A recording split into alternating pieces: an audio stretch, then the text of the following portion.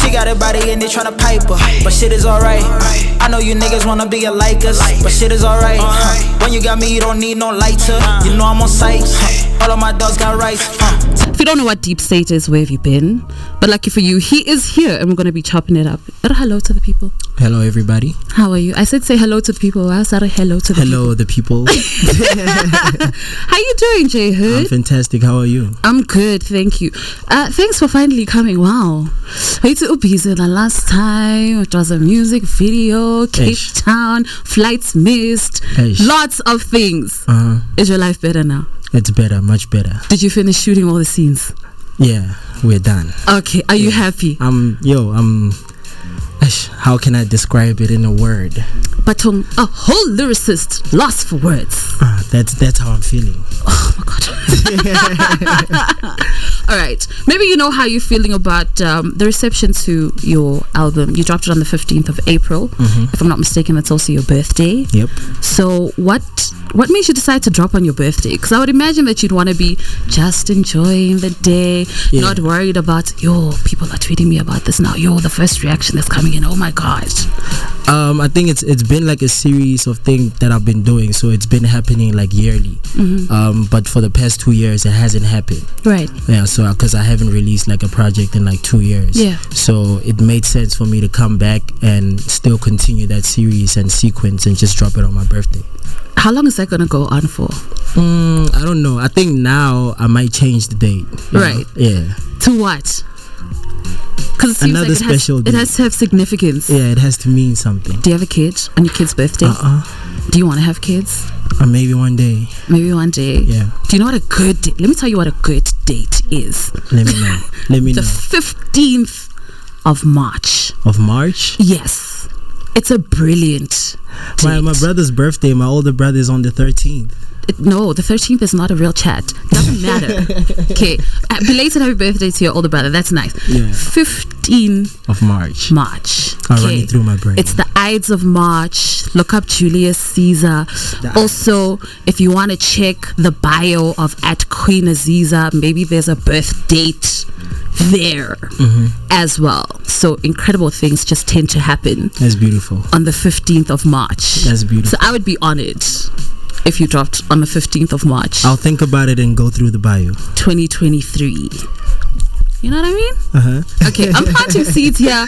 I'm trying to get well acquainted with JAYHood, just getting him a little bit comfortable. It's just gone 7 minutes after 7 o'clock, 7:07. If you're into manifesting and all that stuff, do it now because the time is right. I'm going to play you JAYHood, Would You Blame Me? And then when we come back, we're going to unpack Deep State. What are we saying?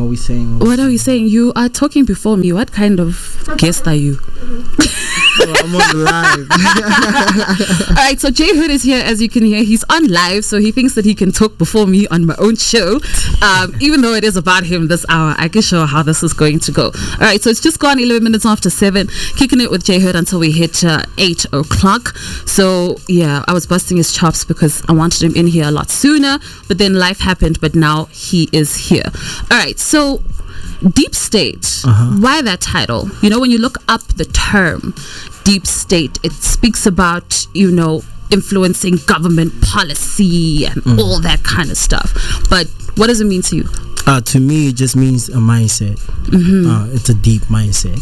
All right. So that was the mindset that I was in when I made most of the songs on the tape. Right. Yeah. So that's why it's called Deep State. And when was that? When you made most of the joints? How long was the creation 2 years, process? All right. Yeah, it's 2 years ago. So it took time. But then some of the songs I also made them like last year, like 2 of the songs or 3, not 2, yeah. You 3. can kind of hear it with the subject matter. All right. So what was it like? Because when you started creating, it was a particular time. Yeah.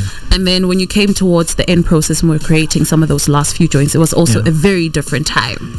So what was going on with you? How were you feeling towards the end? I'd say like towards the end, it was more fun. Really? Yeah, it was fun. Going to Cape Town, meeting Pretty, meeting X Global, Right. Yeah, just getting in studio and working together. That was fun. Right. The other songs, I was alone, literally in the studio, waking up every day, sleeping in the studio on the couch. You know what I mean? So it was hectic. Why would you go couch? Niggas not choice. Get la roba la guy. Go high. Even when you chase the dream, you have to chase the dream. So I came here in Joburg chasing a dream. Let me tell you something. I'm trying to make it happen. Let me tell you something. I love radio and I love hip hop. Yeah. But you will not find me sleeping on this floor. Oh yeah. Yeah. But why? I mean, if the opportunity presents itself, you don't know. Right. Yeah, you just find out when you get there that okay, this is what is happening. You know, you just have to adapt. Just try to make it work. So what made it so worth it? Because obviously, like sleeping in the studio on a couch day in, day out, it's not the most comfortable, and it's not necessarily ideal, but you do it because something says this is worth it, this is necessary. So what was so worth it? The love of music. I really love music. Like when music plays, I'm happy. Very happy. You know what I mean? So I really, really love music. So that is what drove me actually to just go there and just keep on making music. Right. I just went there to create music. Yeah.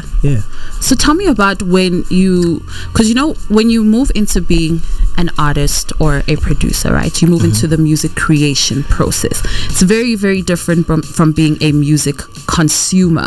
So tell me about that change, that switch up. When did you know, like, okay, I am meant to not just consume, but create for other people to consume? I mean, with me, it was different because I fell in love with poetry. I really love poetry. So I just loved the way that musicians were fusing poetry with sound.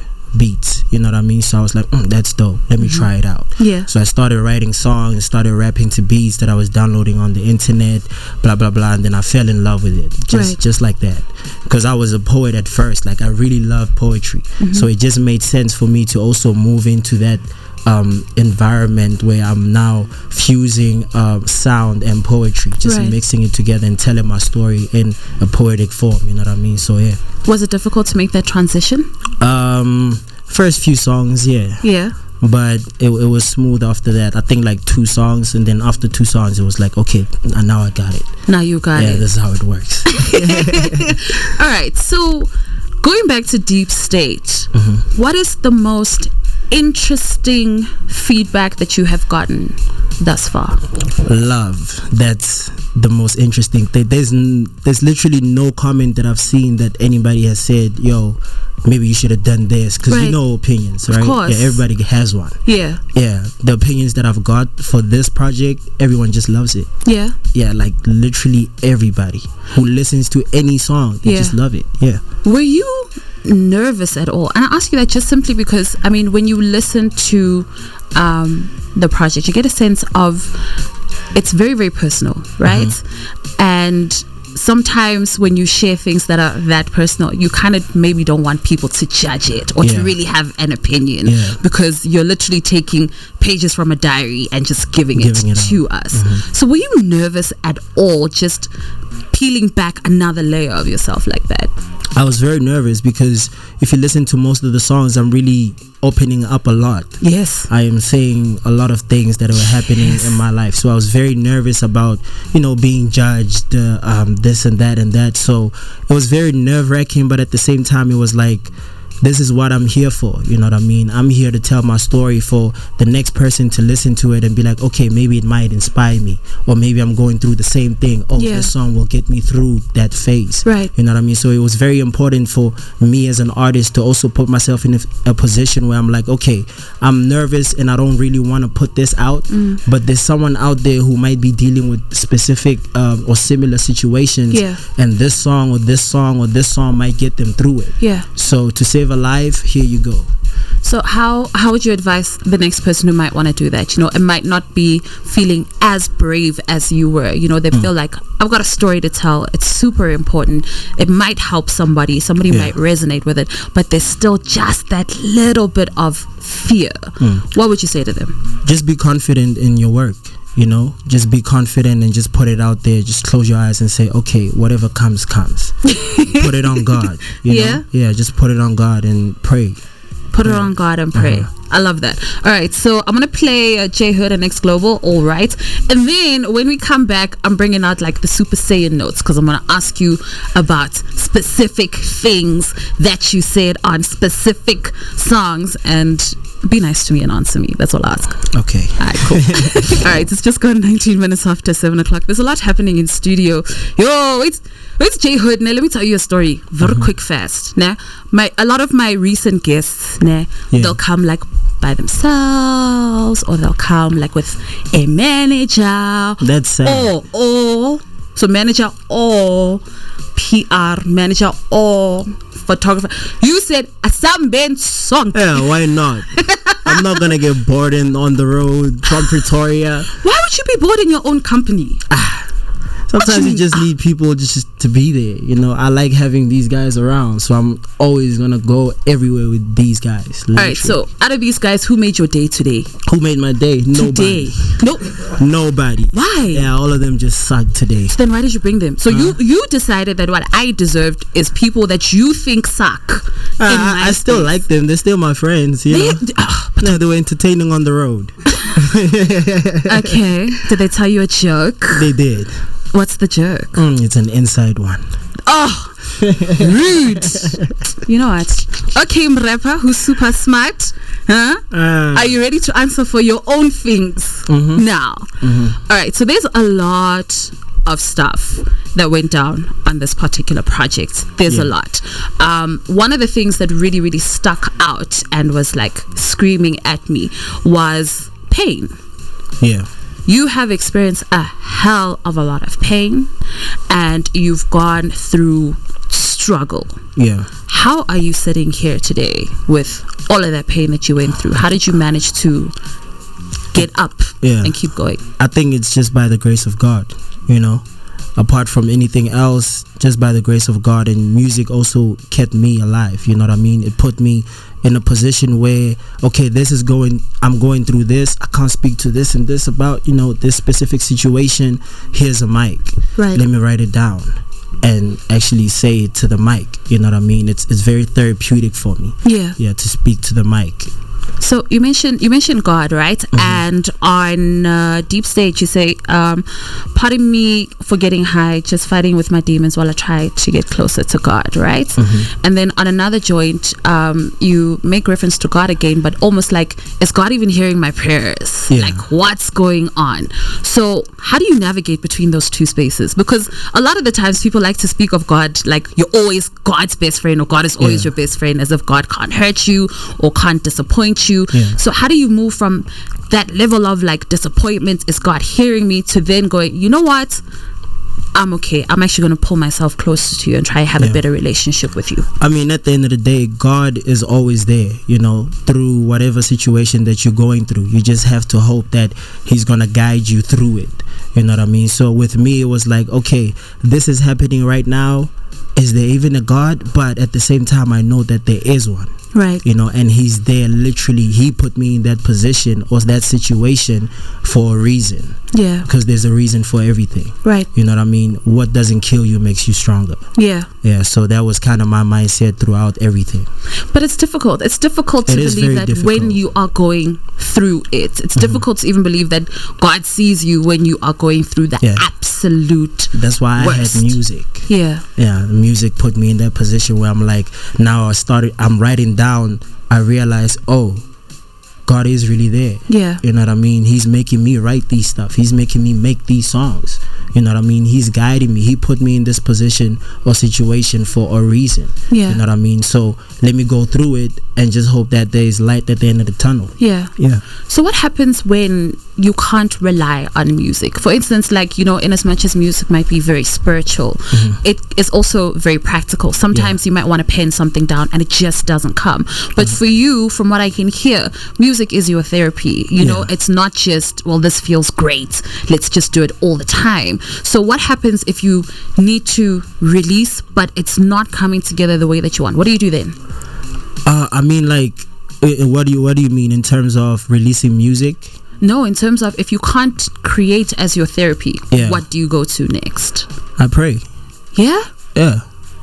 And then it helps? It helps.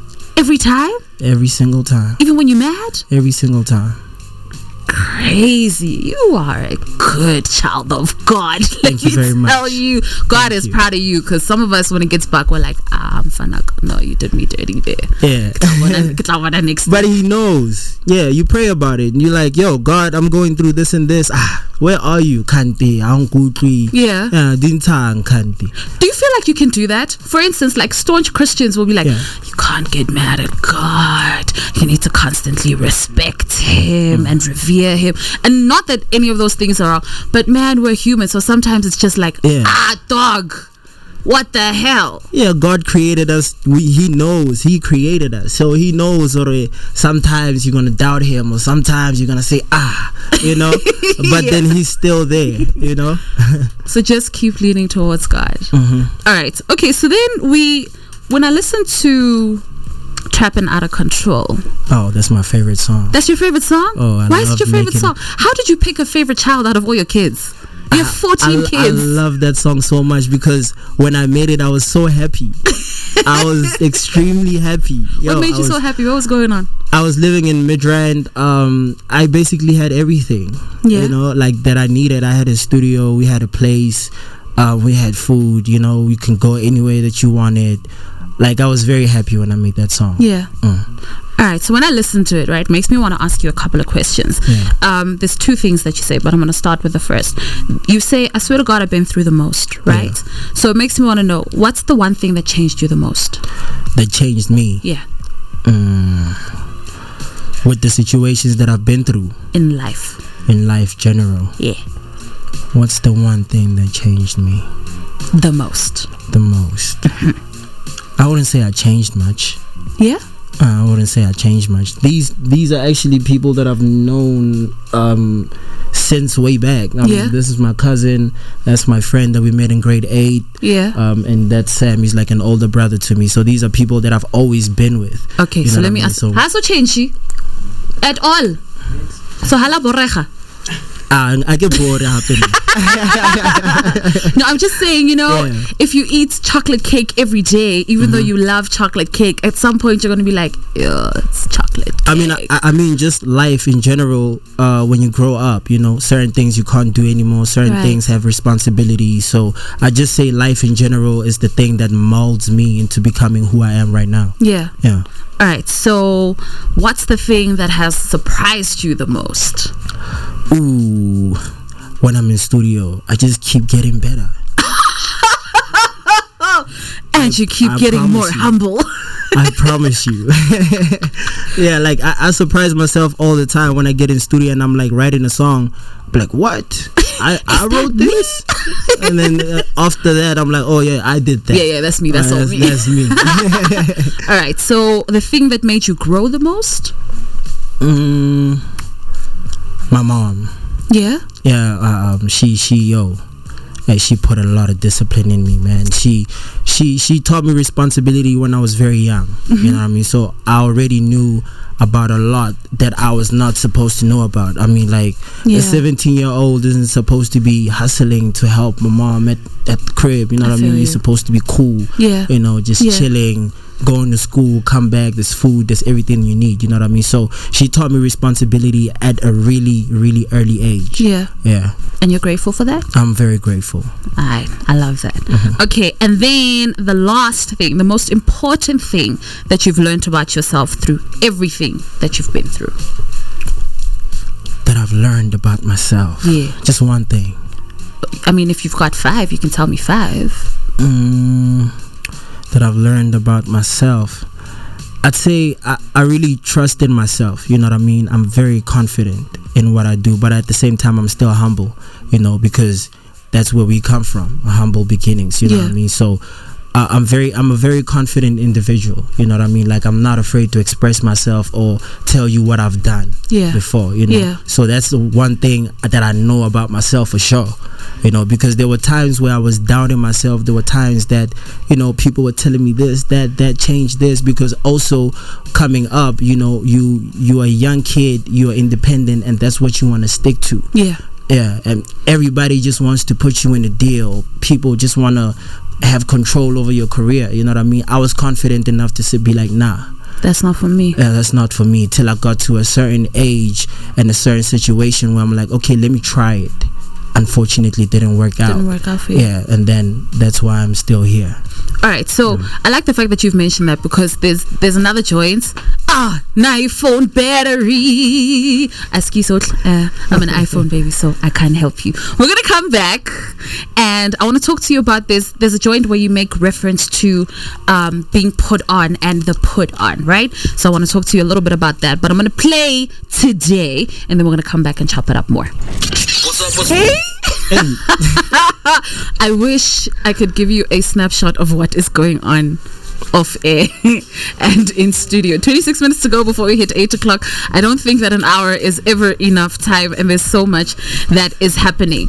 So, all right. So before we went on our musical break, we were speaking about, I said to you that you mentioned something about, a put on and being put on, and I wanted to know what you thought. It's on, I think it's on Emotions.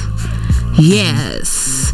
And yes, you say I want niggas to put me on like they put it on shirts, right? Yeah. And they say, when it didn't happen, I swear to God, I felt cursed, but it was motivation for me to put in that work, right? So those are two very differing views. You at the beginning, you're feeling a certain kind of way. It's like, I wish somebody would recognize the talent that I have, and use their influence to let the world know that I'm really, really great at this thing that I do.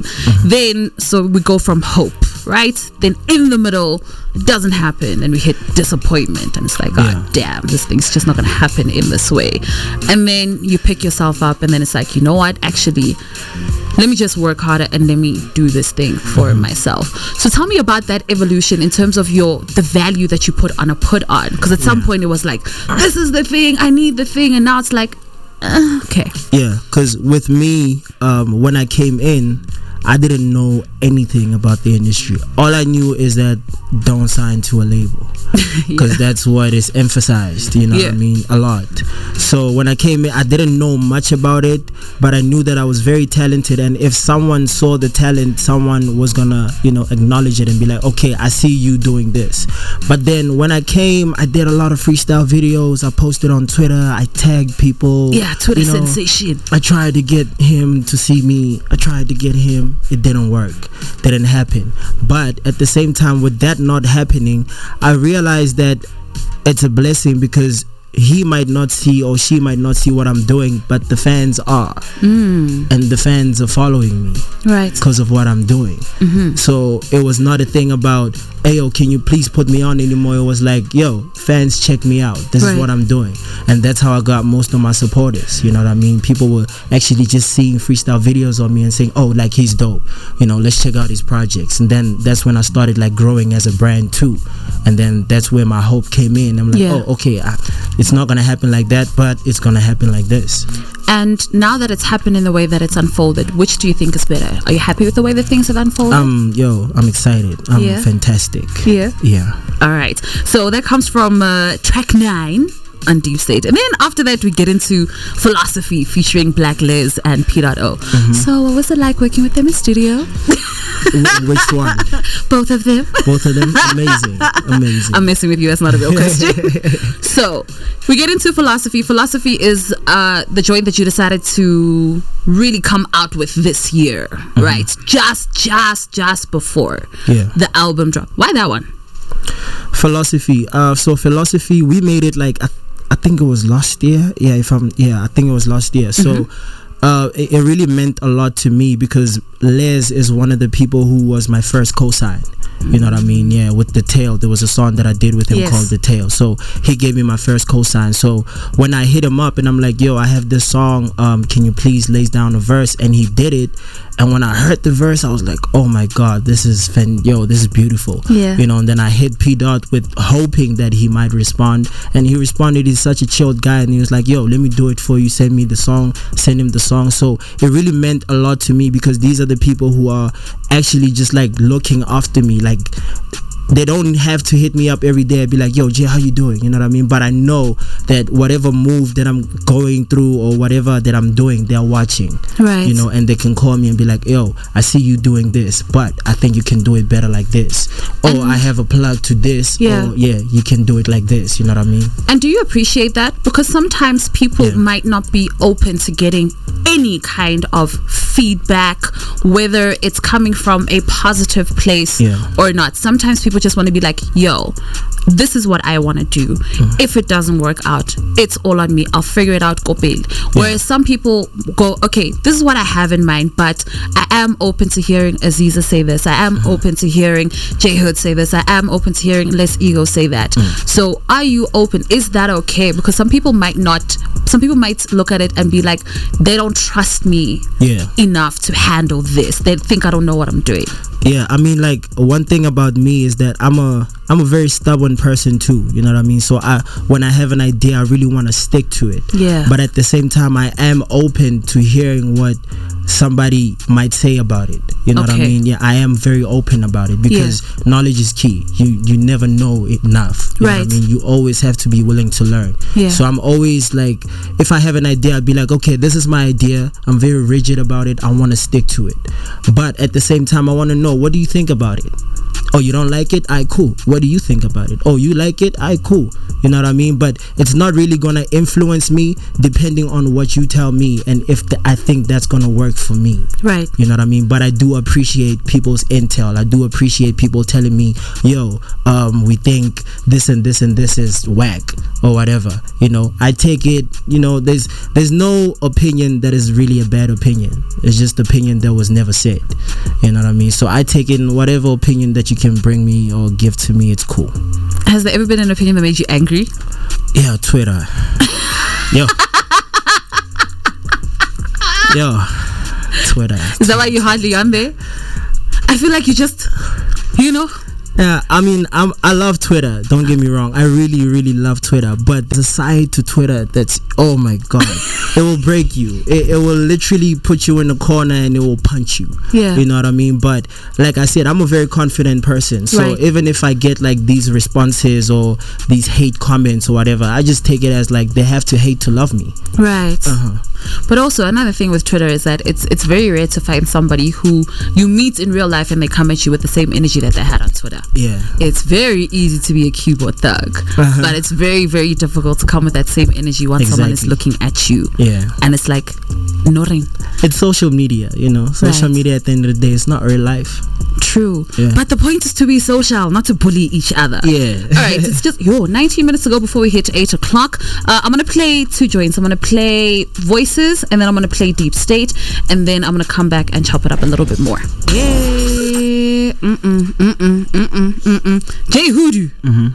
Why did you bring all these people that I told you they're entertaining. Stressing me off air, asking me a lot of many things. All right. Okay. So I still have like a lot of joints that I want to go through and a lot of things that I want to ask you, but I only have 13 minutes left now. So I'm going to try to get through it as quick as I can, right? Yeah. So Unchange, which features Pretty Prince and X Global, right? Yeah. So you say, she told me she loved me, dog. Why she wanna change me? Why? So, what are your philosophies on love? Love is a beautiful thing. Yeah. You know, I believe everybody should find love. Right. At the right time. You know? That was very specific. You emphasize at the right time. You just can't say you love somebody and then, you know, not be prepared for what they come with. Right. Yeah, you have to be prepared. If I come with this music stuff, then that's what I'm coming with. Okay, but then now when you start speaking about love and relationships, right? So there's the concept of love and then there's the practicality of relationshiping. Right? And in that there's things like compromise. Yeah. So where do we draw the line between compromising for your significant other or compromising for the betterment of the relationship? When does it stop being compromised and you start feeling like, yo, dog, you are just actually trying to change me? When the compromises become too many. Okay. Yeah, like you compromising too much now. Like now I the brass on the weekend because now you don't want. Right. How? No, but listen. It really, context is so important. Context is exceptionally important. And I'd like to believe that there isn't just a woman who's just like, no, I just don't want you to go for no reason at. I mean, women have insecurities. Yeah, but what did you do the last time you were out? What did you do the last time Uzulele Dibras? No anything. Obviously we go clubbing, Or it's a guy, Malundi. Nah. Nah, I mean if a rapper is basically seen as a player indirectly already. Okay. You know what I mean? People already see you with girls. They're already thinking this and that. You know what I mean? So if a person is gonna love me, they have to accept that people are gonna be always around me, either whether I like it or not. Right. Yeah, this is my life. This is what I do. Okay. I have to go to clubs, show my face. Right. I have to. No, yes you do. That's not why I'm getting ready to ask you something else. Yes, you have to. Gespan. So knowing all of that, right? Knowing that rappers have a bad rep, DJs now they have a bad rep. Knowing all of these things and knowing the lifestyle that comes with being in these positions. What are you as a partner willing to do to make sure that your significant other doesn't feel unnecessarily insecure, so that you can also go out and do your thing without last weekend and what are you doing?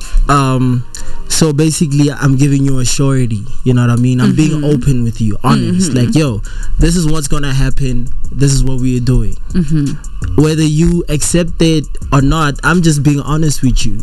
Yeah, that's all I can do. I give you that security of like, okay, this is what I'm going to do at the club. It depends on you how you want to perceive it. And then do you end up doing what you said you're going to do at the club? Most of the time, yeah. You see, it's that other side that gets you into trouble. That's all I'm saying. Just think about it. I'll give it a thought. You give it a thought. That's all I can ask for. Just like that March 15th thing. I got planting seeds. You need to keep watering. I'm watering. All right. There's something really, really important that you also said on emotions. I missed it earlier on. You said my dreams are getting shattered. They keep on holding me back, so I'll be living backwards. Right. Then you also say lately I want to forfeit. So what happens when you're in that state? Right. When you feel like, damn, this is really just not popping off the way that I want it to be. There's somebody on Twitter actually who really, really helped me, but she doesn't know. Oh wow. Her name is Sis Gugu. I don't know if you know her or not. Yes. Yeah. So she once retweeted my BET freestyle. You know what I mean? And one thing she said that I took from that is that she said, "You're very dope. Just always remember why you did it for." So whatever you go through, just always remember, why did I start this thing? Yeah. I really love it. That's why when I came in here, I told you, yo, I really love music. Yes, you did. Yeah. So I kept that thing in my head, like, okay, I'm going through this. I'm not popping. This is not happening for me. But at the same time, I really love this. When I came in, I wasn't doing it for fame. I wasn't doing it for money. So don't get lost in all of that. Remember why you started it. Right. Yeah, you just I really love music. And that's what always will keep me going. Yeah. The love for music. All right. So you mentioned money now. And I wanted to ask you about that, right? Because I think it's on Stay where you make reference to how, my generation and they're caught up in making this money. Yeah. Almost like in a negative way, almost like being slaves to money and attaining like riches, right? But then on a couple of other joints, you are like, I just want to make this money. I just want to make this money. Everybody wants to make this money. So what are your thoughts on money? Is it the root of all evil, as people might say, or is it a necessary evil? I think it just depends on how you want to see it. You know what I mean? Money can really be a good thing. There's people who can live without money. Someone out there is living without, they don't need money, they don't want money. There's people who have money who is just like going through other things that you don't know about. You know what I mean? So money is not really everything as we perceive it. The new generation, to them, money is like, it means a lot. You know what I mean? That's why people are willing to go to the extra extent just to get money. You know what I mean? People are faking lifestyles. People are, going to clubs with no money. People are, you know what I mean? Yo, it's crazy out here, because everybody just wants money. So as soon as that's when that becomes the root of all evil, because now you're willing to do literally anything for the money. Yeah. You know what I mean? Whereby there's other ways to get that money that is positive. You know what I mean? So it just depends on your mindset, what you perceive money as for yourself. Yeah. So I wanted to ask you, how's your mental health? It's amazing. Yeah. I'm smiling, I'm laughing. It's a great day. Yeah. All right, because there's a joint where you make mention of being ready to go, and then you take a look around at all the people that you love. Yeah. So it made me think, where you at mentally? Are you okay? Because there was a point in time where asking, especially rappers, about their mental health and their state of being was not cool. It was like we're clowning or whatever. But right now, it is exceptionally important for us to ask those questions. So how you feeling? I'm fantastic. Thank 100? you. How are you feeling? I'm great. I just need a particular Jordan jacket that's red and black. Hectic. I think you might know where I can get it. Besides that, I'm all gravy. There's nothing that I want for. There's nothing that I lack. So we're almost done. Overall, how are you feeling? What do you want people to know? What else can they expect from you as well? I'm feeling fantastic. First of all, thank you to everybody who is streaming, sharing, downloading, buying, the album, and also commenting about it, just letting me know about their views about it. It's getting a lot of love, and I think that's also boosting my self-esteem, boosting my confidence. So when I get in studio now, I know that there's a reason why I'm in studio. You know what I mean? So thank you to every single body who streams, plays my songs. And what's next right now, we're actually working on a tour. We want to do Pretoria. City, then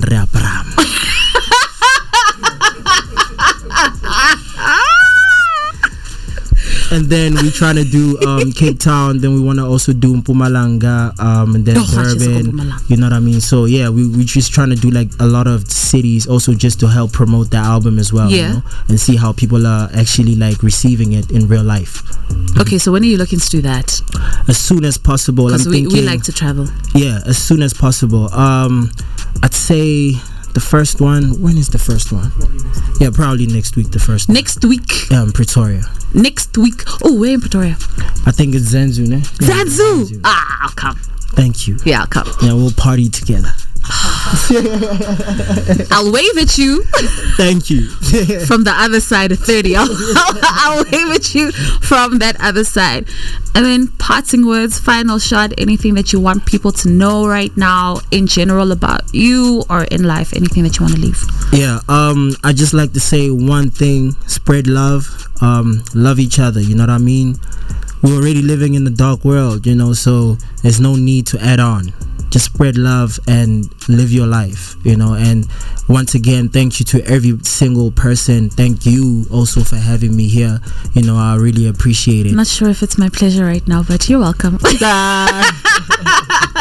Right, yeah. So yeah, that's basically it. Like, thank you to every single person. I really appreciate you. Everybody that's listening right now, everybody that follows me, everybody that likes my movement, supports my movement. Thank you very much. Appreciate you. God bless you in each and every single way.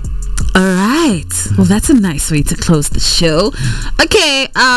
I won't be back tomorrow. I'll be back next week, Monday at 6 p.m. Taking a breather, taking a little bit of time off. But remember, in everything that you do, make sure that you are in your element. And while being in your element, keep it pristine. We're outie. Bye.